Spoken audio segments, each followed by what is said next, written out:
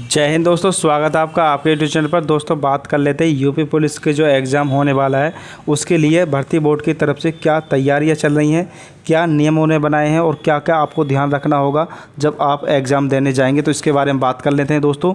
तो उन्होंने एग्ज़ाम कराने के लिए जो नियम बनाए हैं उसके बारे में जान लेते हैं। जैसा कि आप देख रहे हैं, वित्त विहीन व दागदार कॉलेज नहीं बनाए जाएंगे। परीक्षा केंद्र, जो परीक्षा केंद्र जहाँ पर दागदार हैं, जो कॉलेज दागदार हैं, उनको परीक्षा केंद्र नहीं बनाए जाएंगे। सही कॉलेजों को ही परीक्षा केंद्र बनाया जाएगा। और उनके जो नियम है क्या क्या उसके बारे में जान लेते हैं। सबसे पहले जान लेते हैं केंद्रों के निर्धारण को लेकर सरकार विशेष सतर्क है। डीएम की अध्यक्षता में गठित समिति करेगी निर्धारण। जहाँ पर आपका एग्ज़ाम होना है वहाँ पर डीएम की अध्यक्षता में एक समिति गठित होगी, वही उसका समिति जो निर्धारण करेगी कि यहाँ एग्ज़ाम होगा या नहीं होगा, उसके देख रेख करेगी कि ये सेंटर कैसा है। तो उसके ऊपर बात कर लेते हैं। सबसे पहले जान लेते हैं कि भर्ती परीक्षा में अब वित्त विहीन, निजी तथा दागदार शिक्षण संस्थाओं किसी भी परिस्थितियों में केंद्र नहीं बनाए जाएंगे। सिर्फ राजकीय एवं सहायता प्राप्त डिग्री कॉलेज एवं माध्यमिक विद्यालय ही परीक्षा केंद्र बनाए जाएंगे। ज़रूरत पड़ने पर विश्वविद्यालयों, इंजीनियर एवं मेडिकल कॉलेज तथा राजकीय पॉलिटेक्निक कॉलेज परीक्षा केंद्र बना जा सकेंगे। दोस्तों अब की बार जो परीक्षा केंद्र बड़े बड़े कॉलेजों को लिया जा रहा है, वहाँ पर आपका एग्ज़ाम होने वाला है। छोटे छोटे इंटर कॉलेजों को नहीं लिया जा रहा है। आगे बात कर लेते हैं। परीक्षा केंद्र निर्धारण को लेकर सरकार ज़्यादा सचेत दिखाई दे रही है।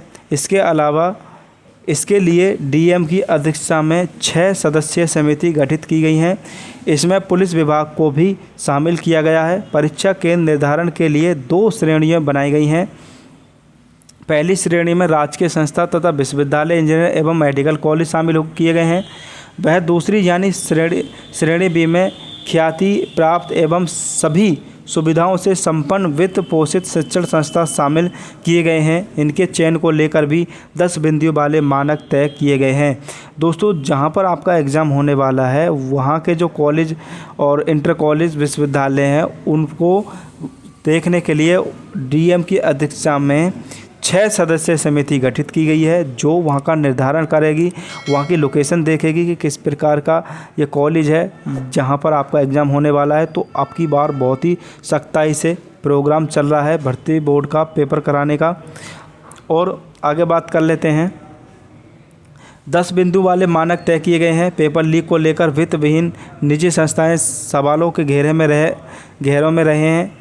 दोस्तों जो पिछली बार सवाल उठे थे उसको लेकर के बहुत ही सतर्क अब की बार आपका एग्ज़ाम होने वाला है। आगे बात करें, किसी भी परिस्थितियों में निजी संस्थानों संदिग्ध कॉलेज को केंद्र नहीं बनाए जाने की बात कही गई है।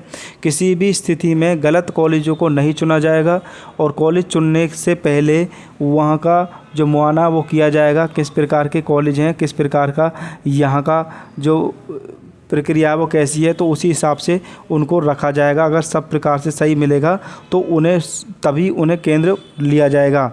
और दोस्तों सब फिर बात कर लेते हैं परीक्षा केंद्र निर्धारण के मानक क्या क्या हैं। परीक्षा केंद्र जहाँ पर होगा तो वहाँ पर क्या क्या सुविधा होनी चाहिए, क्या क्या वहाँ के मानक होने चाहिए जहाँ पर आपका एग्ज़ाम होने वाला है। तो जान लेते हैं जहाँ आपका एग्ज़ाम होगा वहाँ सबसे पहला पॉइंट है कि बस एवं रेलवे स्टैंड कोस्टगार्ड के 10 किलोमीटर की परिधि में हो। जहाँ आपका एग्ज़ाम का जो पेपर आपके रखे जाएंगे वो बस स्टैंड और रेलवे स्टैंड से लगभग 10 किलोमीटर की परिधि के अंदर हो। और सेकंड है कक्ष निरीक्षण के लिए अध्यापकों और कर्मचारियों की पर्याप्त संख्या होनी चाहिए। वहाँ की देखरेख के लिए अध्यापक और कर्मचारियों की पर्याप्त संख्या हो ताकि किसी प्रकार से कोई पेपर लीक ना हो। उसके बाद है विगत 3 वर्षों में कराई गई परीक्षाओं का अनुभव जिन्होंने पहले परीक्षा करवा चुके हैं, अनुभवी परीक्षार्थी कराई गई परीक्षार्थियों का अनुभव जिन्हें हो उन अधिकारी कर्मचारियों को रखा जाएगा जिन्होंने पहले एग्ज़ाम करा दिया है। आगे बात करें, परीक्षा केंद्र शहर की आबादी के अंदर होना चाहिए। जहाँ परीक्षा केंद्र है वो शहर की आबादी के अंदर होना चाहिए, गाँव देहात में नहीं होना चाहिए।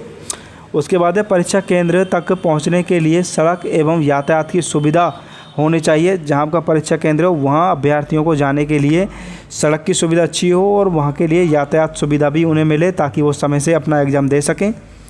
आगे बात कर लेते हैं परीक्षा केंद्र की बाउंड्री तथा अन्य ज़रूरी सुविधाएं होनी चाहिए। परीक्षा केंद्र जहां आपका बनेगा वहां की बाउंड्री ऊंची ऊंची होनी चाहिए, कोई भी अंदर ना घुस पाए, और ज़रूरी सुविधाएं वहां पर होनी चाहिए ताकि नकलचियों को रोका जा सके। उसके बाद है सीसीटीवी लगे हों, कैमरे क्रियाशील हों, संस्था एवं आयोग इसे सुनिश्चित करे। दोस्तों जहां आपका एग्ज़ाम होगा वहां पर सीसीटीवी कैमरे लगे होने चाहिए, और वो कैमरे चलने होने चाहिए, ना कि बंद पड़े हों। तो कैमरे चालू होने चाहिए और वहाँ की जो सुविधा है वो अच्छी होनी चाहिए, किसी प्रकार की कोई लापरवाही नहीं होनी चाहिए। अब दोस्तों जान लेते हैं महत्वपूर्ण बिंदु क्या क्या है आपका एग्ज़ाम कराने के से संबंधित जो महत्वपूर्ण बिंदु हैं। महत्वपूर्ण बिंदु के बारे में जान लेते हैं जो महत्वपूर्ण बिंदु हैं। पहला है प्रश्न पत्र के प्रत्येक पृष्ठ पर गोपनीय सुरक्षा चिन्ह हो, यानी जो प्रश्न पत्र छपेंगे प्रत्येक पृष्ठ पर गोपनीय सुरक्षा चिन्ह बना होना चाहिए, ताकि ये पता चल सके कि ये एग्ज़ाम देने से पहले खुला है पेपर या नहीं खुला है, उसकी जाँच हो सके। सेकंड है प्रश्न पत्र की सेटिंग के लिए पर्याप्त समय दिया जाए, पर बहुत ज़्यादा न हो, यानी कि जो प्रश्न पत्र की सेटिंग करनी है उनके लिए समय दिया जाए, लेकिन इतना समय ना दिया जाए कि कोई किसी प्रकार की गड़बड़ हो सके। उसके बाद कहा है कि परीक्षा नियंत्रक प्रिंटिंग प्रेस नियमित निरीक्षण करेगी।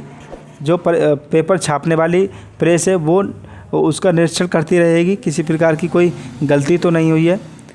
उसके बाद पॉइंट है आपका प्रिंटिंग प्रेस के प्रत्येक स्टाफ के आने जाने का समय रजिस्टर में दर्ज हो। जो पेपर छाप रहे हैं, जो कर्मचारी पेपर छापेंगे, उनके आने और जाने का जो समय है वो रजिस्टर में दर्ज होना चाहिए। वो कब गए और कब आए हैं उनकी पूरी जानकारी होनी चाहिए। उसके बाद है नेक्स्ट है आपका प्रिंटिंग प्रेस के हर गेट पर सुरक्षा व्यवस्था हो, बाहरी का प्रवेश वर्जित हो। जहाँ पर पेपर छपेगा आपका वहाँ पर जो मेन गेट होगा उसकी सुरक्षा अच्छी होनी चाहिए, और बाहर आने वाले अभ्यर्थी कर्मचारी जो भी व्यक्ति होगा बाहर से जो आएगा उसको आने नहीं दिया जाए, किसी प्रकार से उसको आने की अनुमति नहीं दी जाएगी जब तक आपका एग्ज़ाम छपने वाला है। आगे बात कर लेते हैं। हर कोना सीसीटीवी की जद में हो, रिकॉर्डिंग होनी चाहिए और एक साल तक सुरक्षित रहे, यानी कि जहां आपका एग्ज़ाम होगा वहां पर हर जगह सीसीटीवी कैमरे होंगे। जहां आपका एग्ज़ाम या जहां आपका पेपर छपेगा वहां पर भी आपके सीसीटीवी कैमरे होने चाहिए, और कैमरों में रिकॉर्डिंग बरकरार चालू होनी चाहिए, और जो रिकॉर्डिंग है वो 1 साल तक सेव रहनी चाहिए, ताकि हम 1 साल तक वो जाँच कर सकें कि किसी प्रकार कोई गड़बड़ी तो नहीं हुई है। उसके बाद है दोस्तों अभ्यर्थियों के अंगूठे का निशान एवं बायोमेट्रिक मिलान ठीक से किया जाए। दोस्तों ये सबसे बहुत ही बढ़िया और महत्वपूर्ण पॉइंट है कि जो अभ्यर्थी एग्ज़ाम देंगे उनका अंगूठे का निशान का मिलान बायोमेट्रिक के द्वारा किया जाना चाहिए, ताकि ये पता चल सके कि दूसरे के किसी और के स्थान पर कोई और एग्ज़ाम देने तो नहीं आ गया, इस प्रकार से उसे पकड़ा जा सकता है। तो बायोमेट्रिक होने चाहिए और अच्छे प्रकार से होने चाहिए, ताकि ये पता चल सके कि जो एग्ज़ाम देने आया है वही अभ्यर्थी है जिसका एग्ज़ाम होना है। तो इस प्रकार से बहुत महत्वपूर्ण बिंदु उन्होंने दिए हैं कि इस प्रकार से एग्ज़ाम होने वाला है। और साथ ही उन्होंने कहा है कि केंद्र निर्धारण से पहले एसटीएफ देगी फीडबैक। जहां आपके परीक्षा केंद्र बनाए जाएंगे वहां पर एसटीएफ भी जांच करेगी और वो फीडबैक देगी कि परीक्षा केंद्र सही है या नहीं सही है, तो उसके बारे में फीडबैक एसटीएफ से मांगा जाएगा। बात कर लेते हैं केंद्र निर्धारण समिति के डीएम अध्यक्ष होंगे। इनके अलावा पुलिस आयुक्त या एसएसपी या इनकी ओर से नामित अधिकारी, एडीएम, जिला स्तरीय एनआईसी अधिकारी, उच्च शिक्षा अधिकारी एवं जिला विद्यालय निरीक्षक सदस्य होंगे। इतना ही नहीं, केंद्र निर्धारण से पहले एसटीएफ से फीडबैक भी लिया जाएगा। दोस्तों जो अधिकारी होंगे वो भी जांच करेंगे और एसटीएफ की टीम से भी फीडबैक मांगा जाएगा। तो सभी को सतर्क रहने के लिए कहा है। जो भी कर्मचारी वहां पर ड्यूटी देगा, जो पेपर कराएगा, उसके लिए सतर्क रहना होगा। किसी प्रकार कोई भी नकल अब की बार नहीं होनी चाहिए, पेपर आपका लीक नहीं होना चाहिए।